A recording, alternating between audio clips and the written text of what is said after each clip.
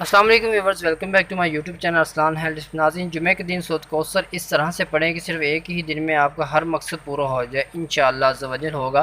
آج کا دن بہت خاص ہے، اس ذات نے ہم پر کرم کیا ہے کہ آج کا دن ہمیں دیکھنے کو ملا تاکہ ہم اپنی غلطیوں پر ندامت اور معافی مانگیں اللہ تعالیٰ سے۔ جمعہ کے دن میں دو گھڑیاں ایسی ہیں جس میں اللہ کریم اپنے بندے کی دعا قبول فرماتے ہیں۔ وہ دو گھڑیاں کون سی ہیں ناظرین؟ ایک تو جمعہ کے دوران جب خطبہ ہوتا ہے وہ گھڑی ہے، اور دوسری گھڑی جب نماز عصر کے بعد کی ہے۔ آج کا جو خاص وظیفہ آپ کی خدمت میں لے کر حاضر ہوا ہوں وہ جمعہ کا دن کا بہت ہی خاص عمل اور سادہ سا عمل ہے۔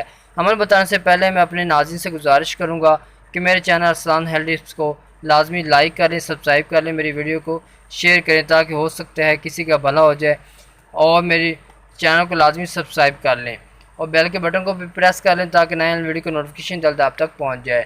ناظرین، بہت ہی خاص سا عمل ہے، لمبی ویڈیو نہیں ہے، دھیان سے آپ نے عمل کو کرنا ہے۔ ناظرین، بات یہ ہے کہ جس عمل کو جتنا دل لگا کر اور دھیان سے کریں گے، اللہ تعالیٰ آپ کی اتنی جلد قبولیت آپ کو بخشے گا آپ کی دعا کو۔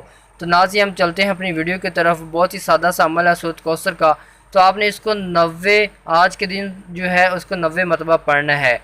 اور آپ نے اس کو کس طرح پڑھنا ہے کہ ایک ہی وقت میں آپ پڑھنا چاہیں تو پڑھ سکتے ہیں، اگر آپ اپنے کاروبار میں مصروف ہیں کہیں بھی تو آپ اس کو 5 نمازوں میں آسانی کے لیے اس کو ترتیب کے ساتھ پڑھ سکتے ہیں۔